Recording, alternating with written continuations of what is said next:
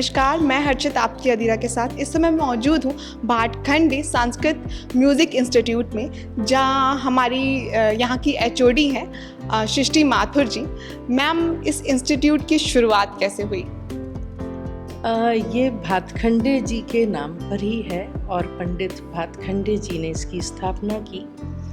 तब यहाँ राय उमानाथ बली साहब थे और यहाँ के गवर्नर विलियम मैरिस जी, उन सबके एफर्ट्स के साथ ही ये संस्था 1926 में स्थापित हुई। और क्लासिकल म्यूज़िक के प्रमोशन के लिए, क्लासिकल म्यूज़िक उन दिनों जब ये घरानों में सिमटा हुआ था, उसके बाद जब इंस्टीट्यूशनल एजुकेशन की बात आई तब भातखंडे जी ने कई कॉन्फ्रेंसेस करी और ये डिसाइड किया गया कि लखनऊ में एक ऐसी संस्था की स्थापना की जाए जिसमें अभिजात वर्ग भी आके संस्थागत रूप से संगीत की शिक्षा पाए। तो ये भातखंडे जी की एक बहुत बड़ी देन है कि संस्थागत शैली में किस तरह से संगीत सीखा जाए, वो उन्होंने इंट्रोड्यूस किया। मैम, हमने सुना है कि जो यहाँ के स्टूडेंट्स हैं उनकी जो परफॉर्मेंस है वो विदेशों तक में हुई है, तो मैम इसके बारे में आप थोड़ा बताएं। हाँ, हमारे स्टूडेंट्स बहुत अच्छे यहाँ से स्टूडेंट्स निकले हैं। हमारे एलमनाई जिनमें बेगम अख्तर जी यहाँ सिखाती थी, वो तो खैर पंडित जोग सिखाते थे। अभी अनूप जलोटा, पद्मश्री अनूप जलोटा, वो यहीं से सीखे हुए हैं। पद्मश्री मालिनी अवस्थी जी यहाँ से सीखी हुई हैं। ऐसे अनेक नाम हैं जो यहाँ के स्टूडेंट रहे हैं, यहाँ शिक्षा दी है, यहाँ से सीखा है और वो देश विदेश में परचम फहरा रहे हैं भारतीय संगीत का। तो इस पे हमें बहुत गर्व होता है कि हम लोग एक ऐसी संस्था का हिस्सा हैं जिसका देश विदेश में नाम है। मैम, आज की जो जनरेशन है वो सोशल मीडिया की एक कह सकते हैं कठपुतली बन चुकी है, तो मैम इसके लिए म्यूज़िक उन्हें कैसे डाइवर्ट कर सकता है मेंटली, तो इसके लिए आप क्या बताना चाहेंगे? ओवरऑल म्यूज़िक का असर हमारे मन पे, हृदय पे होता है। और सोशल मीडिया की जहाँ तक बात है, मैं इसको गलत तो नहीं समझती, लेकिन ये एक सीमा में होना चाहिए, क्योंकि बच्चे बहुत ज़्यादा उसकी तरफ झुक गए हैं और उनका जो 24 घंटे हैं, समझिए 21-22 घंटे उनके हर समय सोशल मीडिया पे जाते हैं। छोटी छोटी चीज़ें भी वो सोशल मीडिया पे अपलोड करते हैं। एक चीज़ मैं और ये कहना चाहूँगी कि जो अपना म्यूज़िक है वो भी सोशल मीडिया पे अपलोड करते हैं, तो अच्छी बात है, इससे उनको शोहरत मिलती है, पहचान मिलती है, लेकिन उससे पहले उनको ठीक से सीखना भी चाहिए। सीख लें, समझ लें, तब वो चीज़ आगे पोस्ट करें। मैम, वैसे यहाँ पे क्या क्या कोर्सेज़ हैं और न्यू एजुकेशन पॉलिसी के हिसाब से क्या क्या ऐड ऑन हुआ है मैम इस इंस्टीट्यूट में? यहाँ देखिए, वोकल है तो वोकल में शुद्ध शास्त्रीय है, राग संगीत, ध्रुपद धमार है, ठुमरी दादरा है, सुगम संगीत है जिसमें गीत, गज़ल, भजन ये सब सिखाया जाता है, देशभक्ति गीत, लोकगीत है जिसमें अलग अलग प्रदेशों के लोकगीत सिखाए जाते हैं। डांस है, डांस में कथक, भरतनाट्यम, मणिपुरी, लोक नृत्य।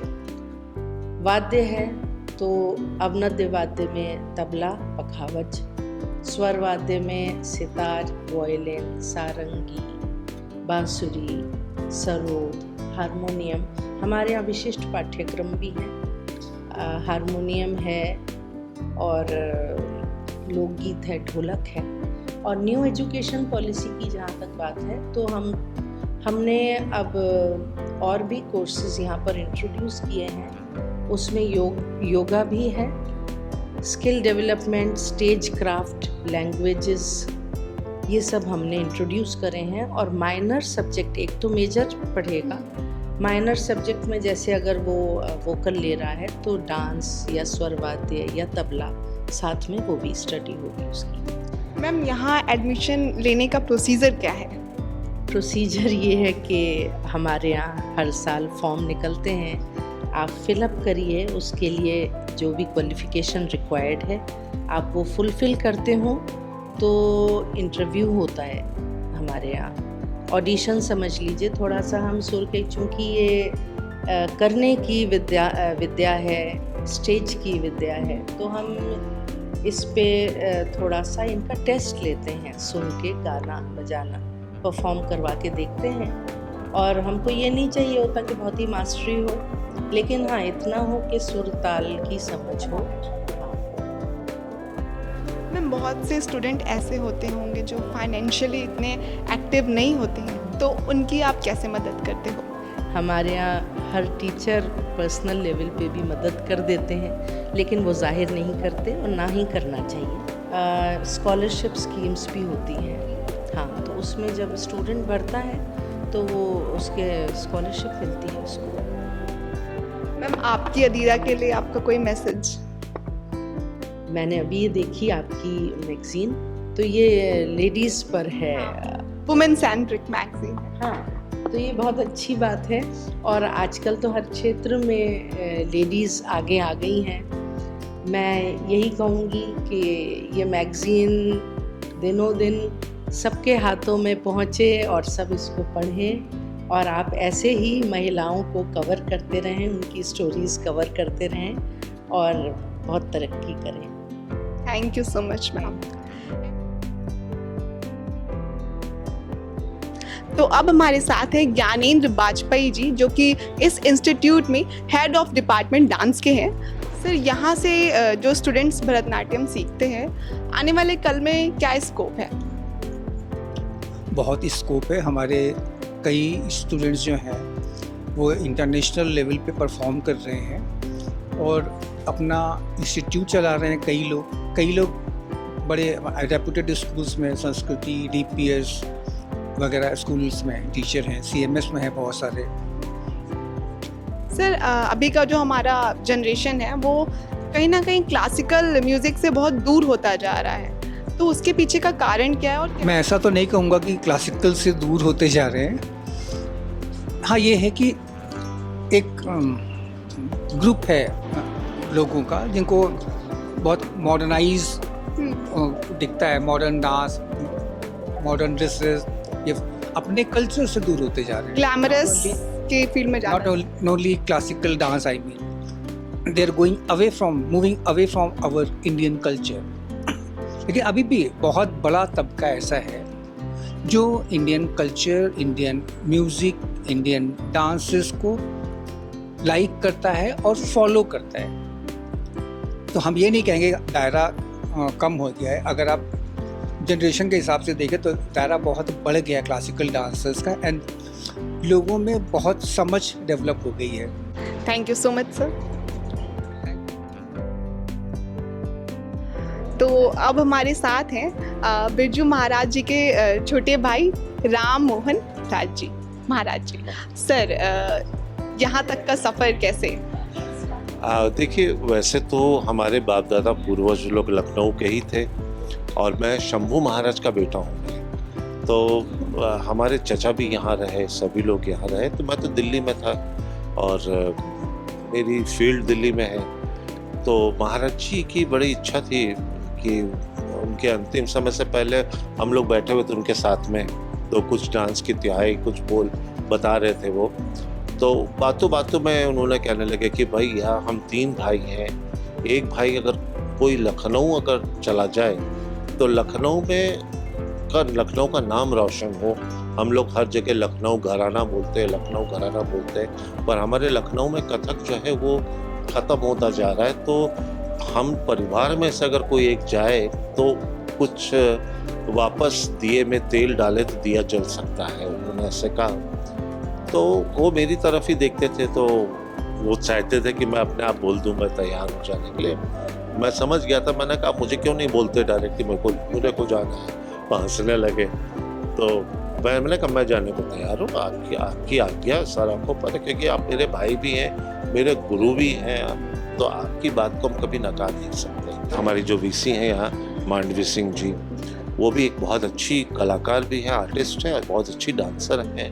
और वो उनके जो गुरु थे आशीर्वादम जी, वो हमारे चाचा से सीखे, लज्जू महाराज जी से। तो हमारे इस परिवार को, इस ख़ानदान को बहुत रिस्पेक्ट करती हैं, बहुत मानती हैं। तो उन्होंने कहा जब मैं यहाँ आई हूँ तो वो मुझे क्यों ना बुलाए। तो उन्होंने मुझे यहाँ बुला के और कहा कि आप बच्चों को तालीम दीजिए ताकि अच्छी गाइडेंस हो, बच्चे अच्छी तालीम सीखें। तो इसलिए हम यहाँ लखनऊ आए हैं और मेरी कोशिश है कि इन बच्चों को, क्योंकि यहाँ बहुत से ऐसे गुरु हैं बाहर जो मतलब खुद की तालीम पूरी नहीं होती पर सिखाना शुरू कर देते हैं, तो उससे बच्चे मिसगाइड हो रहे हैं कि हम जाएं कहाँ। लोग डिग्री ले लेते हैं पर डिग्री के मुताबिक तालीम नहीं होती पूरी। तो हम डिग्री उन्हीं को दिलवाना चाहते हैं जिसकी तालीम पूरी हो, ताकि कोई उनसे क्वेश्चन करे तो उसका वो जवाब दे सके। तो वो चीज़ें हम यहाँ, और आजकल आपने देखा कथक में आजकल लोग 15-15 फीट ऊपर उछलते हैं, गिर पड़ते हैं धाए से, दे चक्कर ही चक्कर, बड़ा बड़ा तर। हमारे गुरु कहते थे ये नाच नहीं है, नाच को पीटना है। लखनऊ घराना किसको कहते हैं? अगर खड़े हो जाओ, अंग बना के थई मार के खड़े हो जाओ, वो चीज़ दिखे तो दिख जाए कि ये लखनऊ घराना है। चक्कर तो कब तक मारोगे? एक उम्र में जाके चक्कर भी बंद होना है। तो शुरू से ही क्यों ना वो तालीम आपको दी जाए कि बेसिक गाइडेंस कि आप उतना ही चक्कर लो जितनी ज़रूरत है, तो उतना ही मारो जितनी ज़रूरत है। 2-4 चक्कर, 5 चक्कर, 10 चक्कर तक ठीक है। अब आप चक्कर ही चक्कर मारते हैं तो हमारे महाराज जी कहते थे कि चक्कर बेटा वही मारते हैं जिनको बोल नहीं आता, टुकड़े नहीं आते, तिहाइयाँ नहीं आती। वो सोचते हैं कि बस चक्कर मार लो, पब्लिक ताली बजाती है। जी। एक जगह पे अगर 2 प्रोग्राम हो तो क्या दोनों बार एक ही चीज़ दिखाओगे? कुछ तो हटके दिखाओगे। सर, जो अपकमिंग जनरेशन है जो कहीं ना कहीं इससे दूर होती जा रही है हमारे इंडियन कल्चर से, और हम देख सकते हैं कि जो फॉरेनर्स हैं वो इसका पालन कर रहे हैं, तो इसके पीछे का कारण क्या है और कैसे हम इस चीज़ को ख़त्म करें? देखिए ऐसा है, ये आपने बिल्कुल सही कहा कि मैं 5 साल अमेरिका में रहा हूँ, उसके बाद लंदन भी रहा, पेरिस में रहा, जापान में था, हर जगह मैं ICCR के थ्रू जाता रहा। और वहाँ के लोग हमारे इंडियन कल्चर को ऐसा सीखते हैं, उसकी रिस्पेक्ट करते हैं, उसकी इज्जत करते हैं, पैर छूते हैं गुरु के, मत्था टेकते हैं, पर टाइम के बड़े पंचुअल हैं।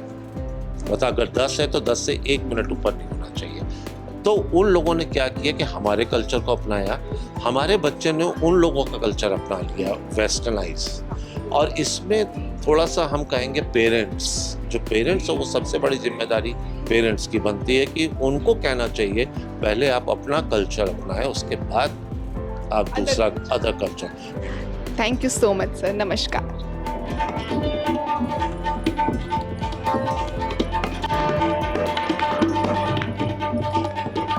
तो अब हमारे साथ हैं अरुण भट्ट जी, जो कि यहाँ पे तबला की ट्रेनिंग देते हैं।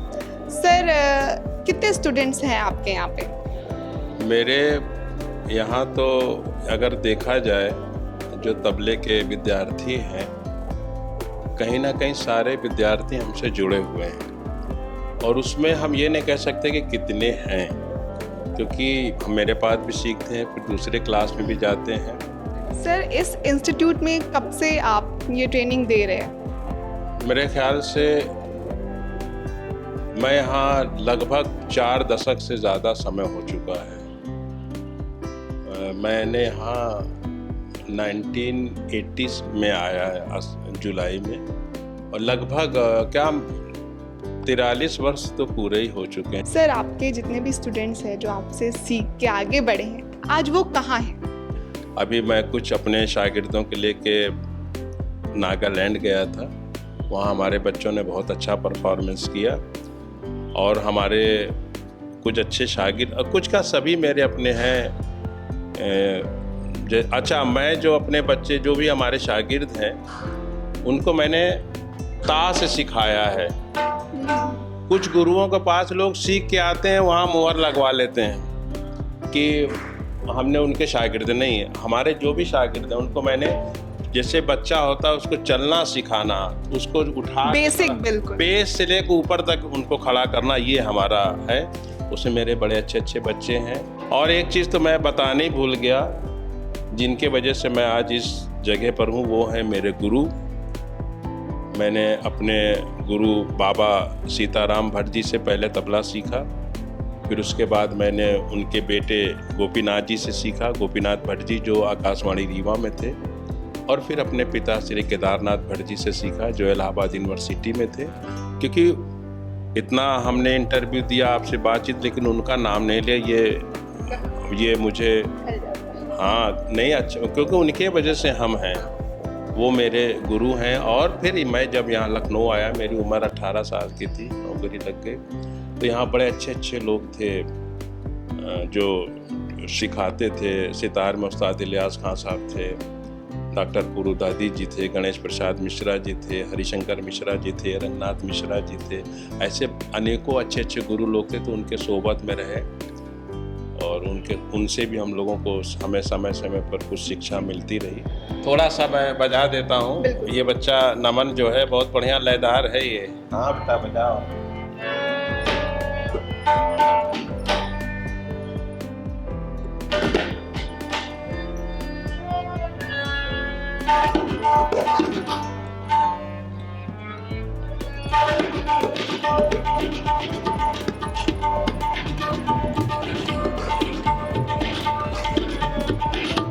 ये जो है ना छोटी छोटी, ये कोई रटा चीज नहीं है, ये छोटी छोटी उठाने हैं, ऊपर जिसको कहते हैं।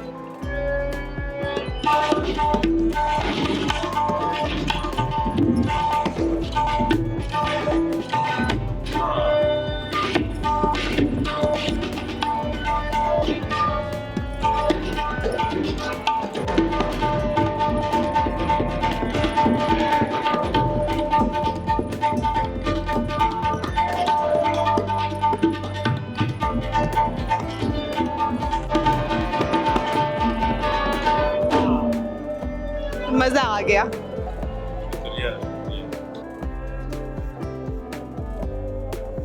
तो अब हम देख सकते हैं यहाँ पे भाटखंडे के बहुत सारे स्टूडेंट्स हैं हमारे साथ। तो कब से सीख रहे हो आप लोग यहाँ पे? मेरे को 2 इयर्स हुए हैं और मुझे यहाँ आके एक्चुअली मेरा बहुत अच्छा सपना था कि मैं भाटखंडे में आके सीखूँ। मेरी गुरु माँ ने मुझे बहुत मतलब सपोर्ट किया है यहाँ आने के लिए, और यहाँ पे आई मैंने नए नए टीचरों से सीखा, और जो मेरी रुचि मैम है मैंने उनसे भी बहुत अच्छा सीखा, और आगे मुझे अच्छा लगा कि मैं यहाँ कर रही हूँ। और काफ़ी सारे मौके भी मिले बड़ी बड़ी जगह पे परफॉर्म करने के लिए, तो बहुत अच्छा लगा। आप यहाँ पे क्या सीखते हो? भरतनाट्यम। ओके, तो कैसा फील होता है यहाँ पे लाइक प्रैक्टिस करने के बाद? As a Bharatanatyam dance form ये मेंटल और फिजिकली दोनों कोऑर्डिनेशन के लिए बहुत ज़रूरी है। मतलब ये सिर्फ एज अ डांसर ही नहीं, एज अ करियर बेस्ड ही नहीं, हर एक इंसान के लिए बहुत ज़रूरी है भरतनाट्यम, क्योंकि वो आपकी बॉडी और माइंड के बीच में एक कोऑर्डिनेशन बिल्ड करता है। तो अब हमारे साथ हैं भाटखंडे के कुछ स्टूडेंट्स, तो आप लोग प्लीज़ अपना एक्सपीरियंस शेयर करिए। इस इंस्टीट्यूट के द्वारा आपको क्या क्या अपॉर्चुनिटी मिली है अब तक? जी, मेरा नाम विवेक कांडपाल है और मैं 7-8 सालों से संगीत की शिक्षा ले रहा हूँ भाटखंडे से। और अपॉर्चुनिटी की बात आई तो यहाँ पर कई सारी वर्कशॉप्स होती हैं, उस पर हमें काफ़ी सीखने को मिलता है उससे। और कई बार ऐसा होता है कि ये लोग ऐसा कुछ ऑर्गेनाइज करवाते हैं जिसमें कोई भी स्टूडेंट पार्टिसिपेट कर सकता है, उससे काफ़ी हमें हेल्प मिलती है। तो यही सब है। जी, मेरा नाम नमन सिंह है और मैं अभी मास्टर्स की पढ़ाई कर रहा हूँ भाटखंडे से, और मैं प्रोफेसर सृष्टि माथुर मैम के क्लास में भी हूँ और 5 साल से उन्हीं से मैं सीख रहा हूँ। बड़ी अपॉर्चुनिटी मिली यहाँ से और लगातार मिल रही है और लगातार सीख रहा हूँ। आप अपनी एज वालों को क्या मैसेज देना चाहेंगे?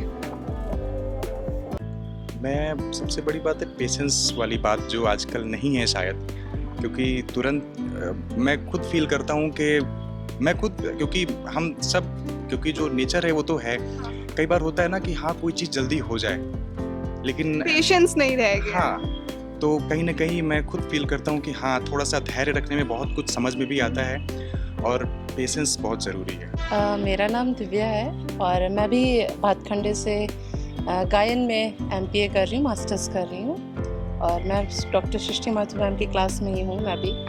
और सेम चीज़ें हमारे साथ भी हैं। मैं यहाँ पर करीब 8 साल से हूँ और मैंने म्यूज़िक बहुत लेट चुना, कुछ प्रॉब्लम्स थी उसकी वजह से, लेकिन करना था तो करना था म्यूज़िक आफ्टर ऑल। और मुझे लगता है कि म्यूज़िक एक ऐसी चीज़ है ना जिसके लिए आपको बहुत सारी चीज़ों का सेक्रीफाइस करना पड़ता है। Thank you so much. Thank you. Thank you.